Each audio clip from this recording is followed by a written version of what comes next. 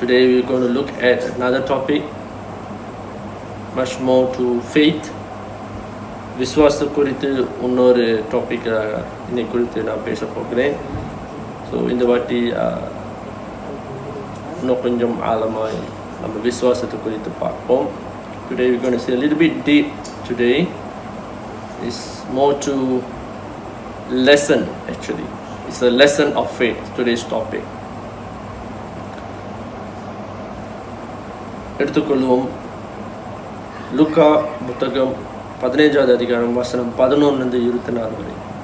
So in book of Luke chapter 15 verses 11 to 21. Today this is the topic that this is the story or parable that we're going to discuss about. This is a parable of the prodigal son. இந்த ஓமை, இந்த கெட்ட குமாரன் அப்படின்னு சொல்ற இந்த ஒரு ஓமை ஆண்டவர் இயேசு கிறிஸ்து சீஷர்கிட்ட தெரிவித்தது, அவர் பகிர்ந்து கொண்டார் இந்த ஓமை. So Jesus shared this parable with his disciple.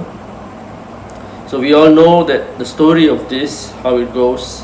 So let's summarize this. சுருக்கமாக இது போய் கடந்து போவோம். எல்லாருக்கும் தெரிஞ்ச ஒரு கதை இது. So here goes. One of the son asks his share of wealth from father. The father decides and divide the share and gave it to him. The younger son goes out into the world and live a lavish life, and then finishes the wealth, and he had to live with the animal, and we all know what animal is that. And at that time, after he has finished, he remembered that the servants in his father's house had plenty of food and money than what he has at that moment. So he repented, he went to see his father. His father embraced him, and after that the father orders a great feast for his son. So இந்த சுருக்கமாக பார்ப்போம். இந்த கதையை ஒரு குமாரன் தகப்பனார் இடத்துல போயிட்டு அவரோட பங்கு வேணும்னு சொல்லி கேட்டிருந்தார். ஸோ தகப்பனார் அந்த குமாரனோட தகப்பனார் அவரோட பங்கு எடுத்து கொடுத்த பொழுது அந்த குமாரன் உலகத்து காரியத்தில் அந்த பணம் செலவழித்து கடைசியில் மிருகங்களோட தங்கும்படி, மிருகங்களோட இருக்கும்படி, எந்த மிருகம் என்று நம்மளுக்கு தெரியும். அந்த சமயம் அவர் அப்பா வீட்டில் இருக்கிற ஒரு வேலைக்காரனுக்கு இருக்கிற உணவும் பணமும் இப்போ இருக்கிற அவனிடத்துல இருக்கிறதை விட கூட என்று அவர் அறிந்து கொண்டான். அப்புறம் மனம் திரும்பி மறுபடியும் அப்பாவை தேடி போனான். அப்பா பிதாவி அந்த குமாரனோட தகப்பனார் அவனை அணைத்து கொண்டார், ஏற்றுக்கொண்டார். அதுக்கப்புறம் அந்த தகப்பனார் ஒரு பெரிய ஃபீஸ்ட், ஒரு ஃபங்க்ஷன் மாதிரி அவர் செய்து பையனை அழைத்து கொண்டார். இந்த கதையில் ரெண்டு முக்கியமான ஒரு சம்பவத்தை நம்ம பார்க்குறோம். ஆக்சுவலி 3 இருக்குது. So let's look at the 2 main one. There's 2 main points in the story. Actually there is 3, but let's look at the 2 main points. Number 1 is the son goes to the father and asks his share of wealth. ஒன்றாவது இந்த குமாரன் தகப்பனார் இடத்துல போயிட்டு அவனுடைய பங்கு வேணும்னு சொல்லி கேட்டது ஒன்றாவது. ரெண்டாவது பாயிண்ட் அவன் மனம் திரும்பி பிதாவின் இடத்தை தேடி போனான். Number 2 is he repented and he went to see his father, where the father gave him the best feast. மனம் திரும்பி போகும்பொழுது பிதா அவனுக்கு சிறந்த ஒரு ஃபங்க்ஷன் மாதிரி செய்து அவனை அழைத்து சென்றார். இது ஏன் இந்த சம்பவம் நடக்குது அப்படின்னு நம்ம பார்க்கும் பொழுது, இந்த குமாரனுக்கு ஒரு பேராசை வந்தது. அதனால் அவன் அந்த பங்கு பெற்றுக்கொண்டு உலக காரியத்துக்கு போனான். Why did this happen? Because of greed. The son had a desire, a greed that he wanted to live a lavish life. The greed does not necessarily mean to have a lavish life. Sometimes, maybe the son would have gone to the father, he wanted the money, maybe he wanted to prosper, maybe he wanted to become well known, maybe he wanted to have a name, or he wanted to be blessed, that he wanted to find his own way of living, to be a wealthy man. ஒருவேளை இந்த குமாரன் ஒரு பிரபலமான ஒரு நபராக மாறுறதுக்கும் ஒரு நல்ல ஒரு பிஸ்னஸ்மேனோ இல்லை ஒரு நல்ல ஒரு பணக்காரனாக ஆகிறதுக்கு ஒரு அந்த வாஞ்சியத்தில் பிதாவின் இடத்துல போயிட்டு அந்த ஆசையை போய் பிதாவின் இடத்துல கேட்டு பங்கு பிரித்து கொண்டான். So he wanted to be a rich man, and that is why he went to the father and he went and asked the money, the share. He asked what the father had to give him, and the father gave him. பிதாவின் இடத்துல போய் கேட்டார், பிதா கொடுத்தார். So இதே போல தான் நம்ம பார்க்குறோம். நம்ம வாழ்க்கையிலையும் நம்மளும் ஜெபத்திலையும் ஆண்டவர் இடத்துல இதே போல தான் கேட்டுக்கொள்கிறோம். எனக்கு வேணும், இது வேணும் அப்படின்னு சொல்லி நம்ம கேட்குறோம். This is what sometimes we often pray, that I want this Lord, I want that Lord. But we are not asking in the wrong intention, are we? இது தவறான காரியத்துக்காக நம்ம பெற்றுக்கொள்ளவில்லை, கேட்கவில்லை. ஸோ நல்ல நோக்கத்துக்கும் இந்த குமாரனும் கேட்டுக்கொண்டிருக்கலாம், நம்மளுக்கு தெரியவில்லை. So maybe the son would have asked in the same manner that we were asking. We wouldn't know. But there is a small part in this story that we are all missing. இதை ஒரு சிறிய ஒரு point நம்ம பார்க்காம jump பண்ணிட்டோம். இது என்னன்னா, அந்த குமாரன்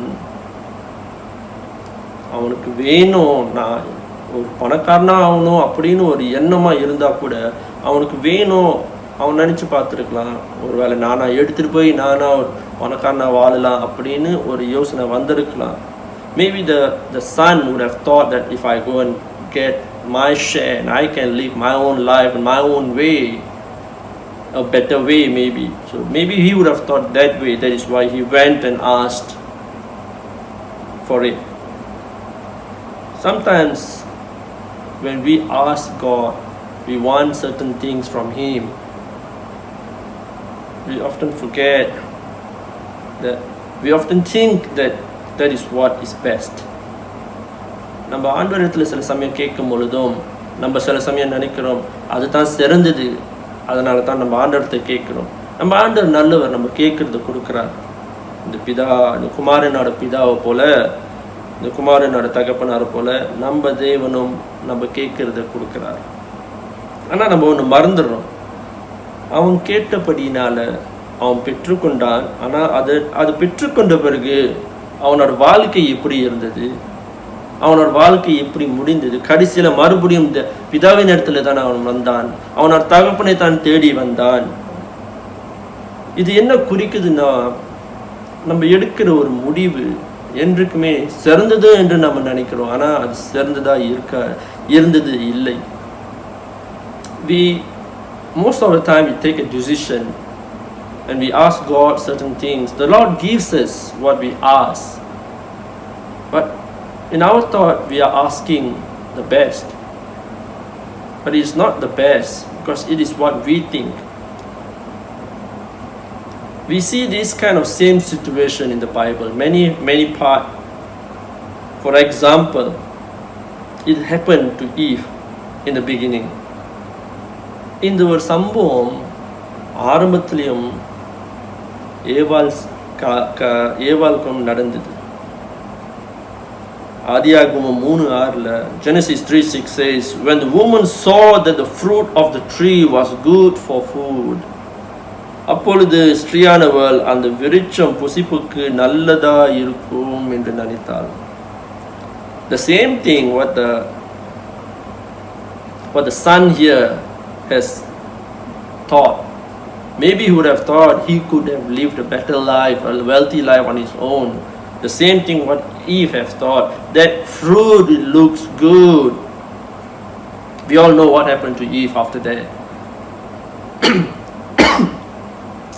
இந்த குமாரனும் ஏவாளை போல சிந்தித்து தனியாக வாழ்ந்து நல்ல ஒரு வாழ்க்கையை வாழலாம் அப்படின்னு ஒன்று எண்ணத்தில் தகப்பன இடத்துல போயிட்டு அவர் பங்கு பிரித்து கொண்டார்.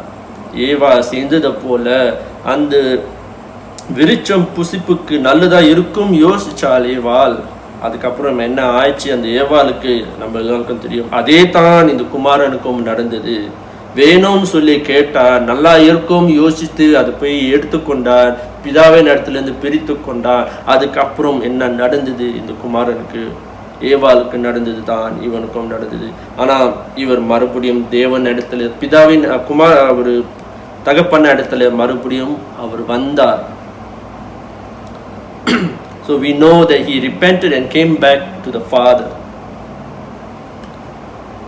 இதே தவறு தான் நம்மளும் செய்து கொண்டிருக்கிறோம். பிதாவின் இடத்துல ஜபத்துல நம்ம எனக்கு இது வேணும் ஆண்டவரே, எனக்கு அது வேணும் ஆண்டவரே, எனக்கு இப்படி செய்யுங்க ஆண்டவர், இப்படி செய்யுங்க ஆண்டவரே அப்படின்னு நம்ம சொல்லி கேட்கிறோம்.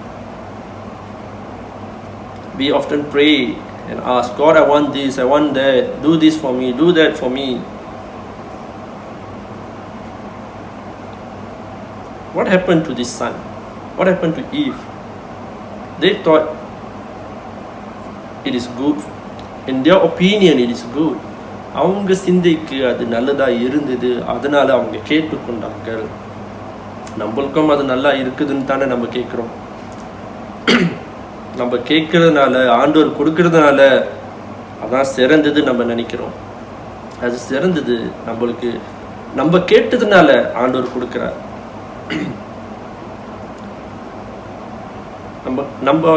நம்ம சிந்தைக்கு தானே அது நல்லா இருக்கும், நம்ம சிந்தைக்கு தானே அது சிறந்தது. For us, it's only to us that is good, is the best thing, because we think it is best. இது நம்ம நல்லா நிறைய காரியத்தில் நம்ம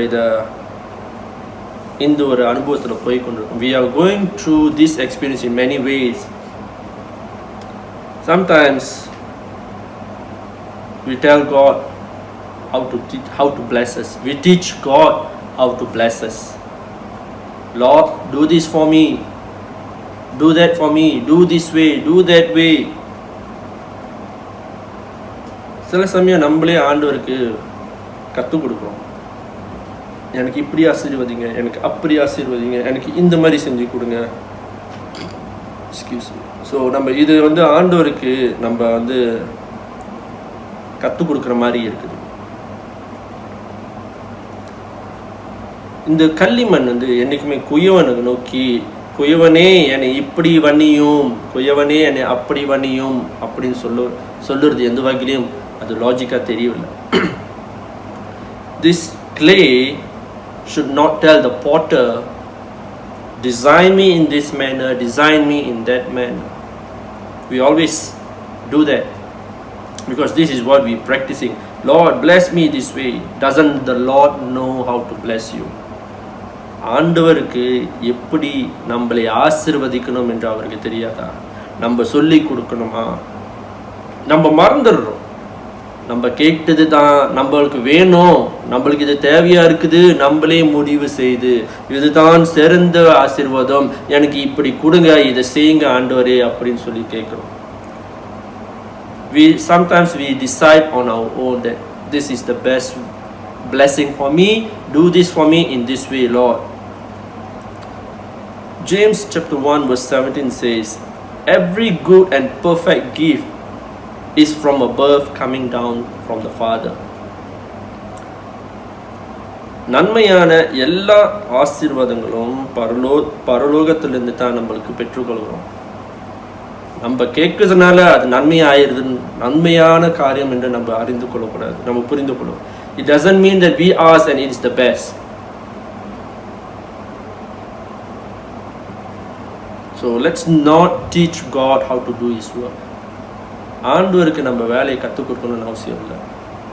கள்ளிமண்ணு குயவனை பார்த்து கற்றுக் கொடுக்கறத போல இருக்குது. ஆட்டுக்குட்டி மேய்ப்பனுக்கு பாதியை கற்றுக் கொடுக்கறத போல இருக்குது. It's like the clay is teaching the potter, or the sheep is teaching the shepherd.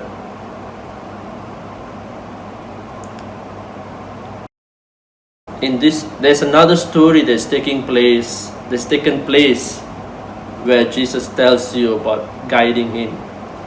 தேவனுக்கே கற்றுக் கொடுக்கிறது குறித்து ஆண்டவர் இயேசு கிறிஸ்து ஒரு சம்பவத்தை சொல்றார். யோவான் 2:4, John chapter 2 verse 4. Actually, this is the foundation of faith. இயேசு அவரோட தாயார் பார்த்து சொல்கிறார். அதுக்கான ஒரு கல்யாணத்தில் நடக்குது. It's happening in the Canaan, wedding of Canaan. So Jesus tells the mother, "Woman, what is that to do with us?" Which means Jesus and Mary. "My hour has not yet come." ஸ்திரீயே, எனக்கும் உனக்கும் என்ன, என் வேலை இன்னும் வரவில்லை என்றார். அங்கே சில குறை இருந்தது. அங்கே திராட்சரசம் முடிந்ததுனால இயேசு தாயார் இயேசு கிட்ட சொல்றாரு, அங்கே முடிஞ்சு என்னாச்சும் ஒன்று செய்யணும்னு சொல்லி அவர் தெரிவிக்கிறார். அந்த நேரத்தில் இயேசு தாயாரை பார்த்து, ஸ்திரீயே, உனக்கும் எனக்கும் என்ன, எனக்கும் உனக்கும் என்னன்றார். இந்த ஒரு வார்த்தை நம்ம நார்மல் பாஷையில் நம்ம தமிழில் பேசணும்னா, நீ யார் எனக்கு சொல்வதற்கு அப்படின்னு அங்கே ஒரு வார்த்தையை ஆண்டவர் பாய்க்கிறார். There is a need at that wedding where the wine is finished. So Mary tells Jesus about the shortage and tells Jesus to do something. And that is where Jesus says, "Who are you to tell me? Because my time has not yet come." This is how we instruct God. Just remember, just try to think about it when we pray. We ask God, "Lord, I want this, do this for me in this way. Lord, do that for me in this way." நம்ம இதே போல தான் ஜெபத்திலும் செய்கிறோம். ஆண்டவரே, எனக்கு இப்படி செய்து கொடுங்க, எனக்கு அப்படி செய்து கொடுங்க, எனக்கு இது வேணும், எனக்கு அது வேணும். இந்த கள்ளிமண் குயவனை பார்த்து கற்றுக் கொடுக்குது. This clay is teaching the potter. There's no logic to the prayer. அந்த ஜெபத்துக்கு ஒரு லாஜிக்கே இல்லை.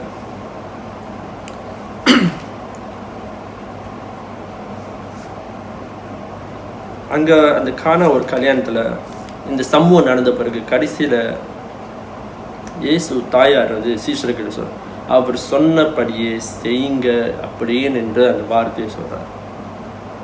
அதுக்கு என்ன அர்த்தம்னா, அவர் சித்தத்தின்படி செய்யுங்க. ஏன்னா இயேசுவே பிதாவின் சித்தத்தை காத்து கொண்டு இருக்கிறார். ஸோ பிதாவின் சித்தத்துக்கு காத்துக்கொள்ளுங்க, பிதா சொல்றத போல செயல்படுங்க என்று மேரி சொல்கிறாங்க. So Mary says to the disciples, "Do what he says," which means Jesus is waiting for the Father's will, and the disciples should listen to what the Father tells Jesus. So in summary, we can say that the Lord's will prevail. The Lord's will is the best. The Lord's will give you the best result. பிதாவின் சித்தம் தான் ஒரு சிறந்த பதிலை கொடுக்கும், ஒரு சிறந்த ஆசீர்வாதத்தை கொடுக்கும் என்று இந்த ஒரு கல்யாணத்தில் அங்கே நம்ம பார்க்குறோம்.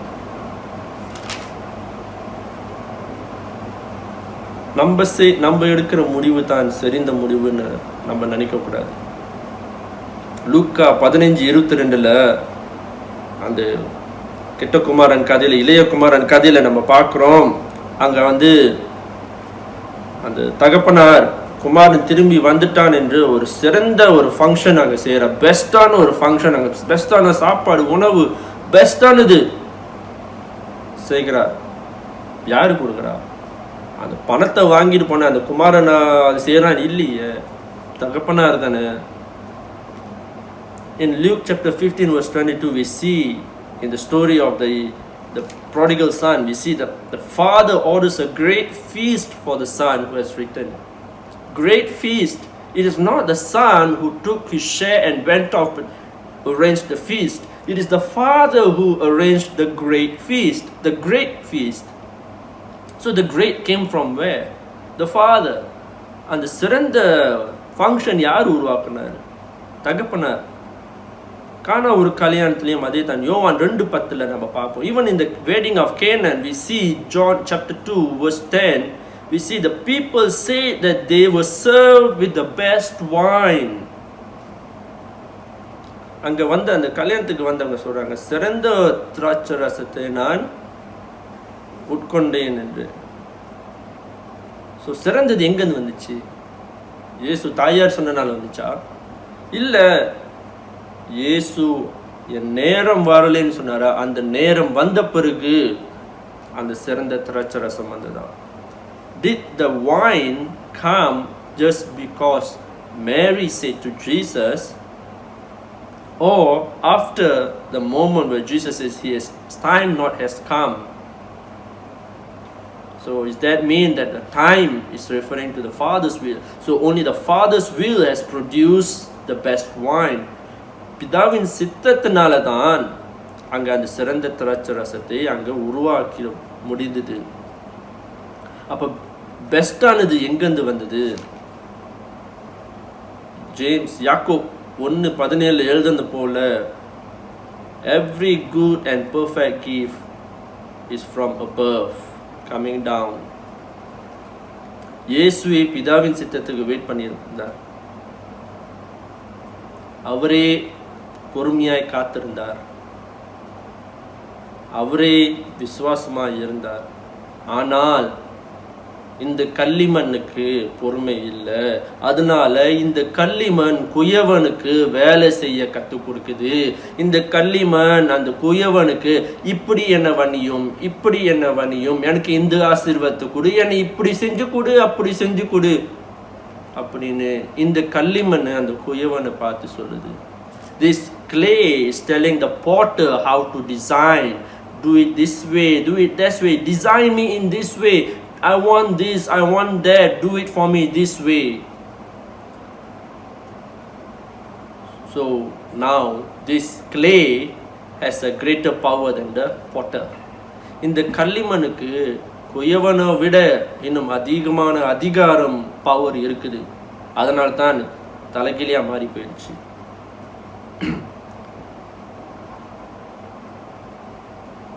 கல்லிமண் குயனை பார்த்து சொல்ல முடியுமா? Can the clay instruct the Lord how to do his work? Sometimes in our prayer, we often give God time. Lord, I want this in 1 week time. Lord, I want this in 1 month time. In this year, Lord, do this for me. சில சமயம் நம்ம ஜபத்திலேயே ஆண்டவருக்கு நேரத்தை கொடுத்துருவோம், timing. ஆண்டவரே இந்த வாரத்தில் எனக்கு இது செஞ்சு கொடுங்க, இந்த மாதத்தில் எனக்கு இது செஞ்சு கொடுங்க, இல்லை இந்த வருஷத்தில் எனக்கு இது இது இது வேணும் ஆண்டவரே, இப்படி இப்படி செஞ்சு கொடுத்தாங்க. நம்மளே ஆண்டவருக்கு பஞ்ச் கார்டு கொடுக்குறோம். We are giving the Lord the punch card. We are giving the Lord the instruction. நம்மளே ஆண்டவருக்கு வேலை செய்ய கற்றுக் கொடுங்க. அப்போ நம்ம எஜமான ஆயிட்டுமா? Now we have become the manager, the boss. Where is your faith? Why can't you wait? Why do you not have faith? That is why Peter drowned. We see this in the same story. பேதுரு கதையிலும் இதே தான். பேதுரு இதனால தான் மூழ்கி கொண்டான். அவன் இயேசுக்கு கற்றுக் கொடுத்தான், இயேசுவே என்னை தண்ணியில் நடக்க வைங்க. இயேசு கொடுத்தார், நடக்க வைத்தார், ஆனால் அவன் முழுங்கி கொண்டான். அதனால தான் இயேசு அந்த வார்த்தையை சொல்கிறார், அபி விசுவாசியே ஏன் சந்தேகப்படுகிறாய்? When Peter drowned, Jesus said, why did you not have faith? Why did you doubt? If let's say Peter have waited for Jesus to call him, do you think he would have drowned? ஒருவேளை பேதுரு இயேசு கூப்பிடுற வரைக்கும் காத்திருந்தார்னா பேதுரு முழுகி இருப்பாரா? நம்ம யோசிச்சு பார்ப்போம், சிந்தித்து பார்ப்போம். எதுவுமே நம்ம அவசரப்பட்டு முடிவு எடுக்கக்கூடாது. இந்த குமாரனை போல அவசரமான முடிவு எடுத்ததால, அவருக்கு தேவையான இருந்ததுனால, அவருக்கு அவசரமா வேணுமானால் அவரே முடிவு எடுத்து இதுதான் சிறந்த வழி என்று அவரே முடிவெடுத்து இதுதான் எனக்கு வேணும்னு சொல்லி தகப்பன இடத்துல போய் கேட்டதுனால அவர் பெற்றுக்கொண்டு கடந்து போனார். ஆனால் வாழ்க்கை இப்படி ஆயிட்டுது. The son, the prodigal son, he thought that he would have lived a wealthy life based on his decision, and he thought that doing this in such way will give him a good life. But at the end, we know what happened. Everything, when we think that it is the right path and we want it that way, we want it at that moment, we want it be done that way, it's not the right blessing that we wanted actually. That is not the right blessing the Lord intended for us. நம்ம அப்படி கேட்கும்போது அதுதான் ஆண்டவர் நம்மளுக்குன்னு கொடுக்குறது prepare பண்ணதில்ல. ஆண்டவர் வேற காரியம் நம்மளுக்கு ப்ரிப்பேர் பண்ணியிருந்தார். ஆனால் நம்மளுக்கு உடனே வேணும்னு சொல்லி என் ஆசைப்படி வேணும்னு சொல்லி கேட்கும் பொழுது ஆண்டவர் நம்ம ஆசையை தான் நிறைவேற்றினார் தவிர அவர் சித்தத்தை நிறைவேற்றலை. He blessed us according to our heart's desire but not His will, because He takes time when He's doing everything for us. ஆண்டவர் எது செய்தாலும் அவரோட சொந்த நேரத்தில் அவர் செய்வார். ஒரு குயவன் ஒரு களிமண்ணை பொறுமையாகத்தான் உருவாக்குவார், ரொம்ப பொறுமையாக. A potter take his own time, gently designing and bringing the clay into shape. So we should not rush God. நம்ம ஆண்டவருக்கு நேரத்தை கொடுக்கக்கூடாது. இந்த நேரத்தில் இப்படி இந்த மாதத்துக்குள்ளார எனக்கு செஞ்சு கொடுங்க, இந்த வாரத்தில் நாளைக்கே வேணும், இன்றைக்கே வேணும், இப்பயே வேணும் அப்படின்னு சொல்லி நம்ம கேட்கும் பொழுது இந்த களிமண்ணை தான் இருக்கும், ஒரு பாத்திரமாய் மாறாது. When we do in that way, this clay will always remain a clay and not a pot. 1 Corinthians chapter 14 verse 40 says, but everything should be done properly in order.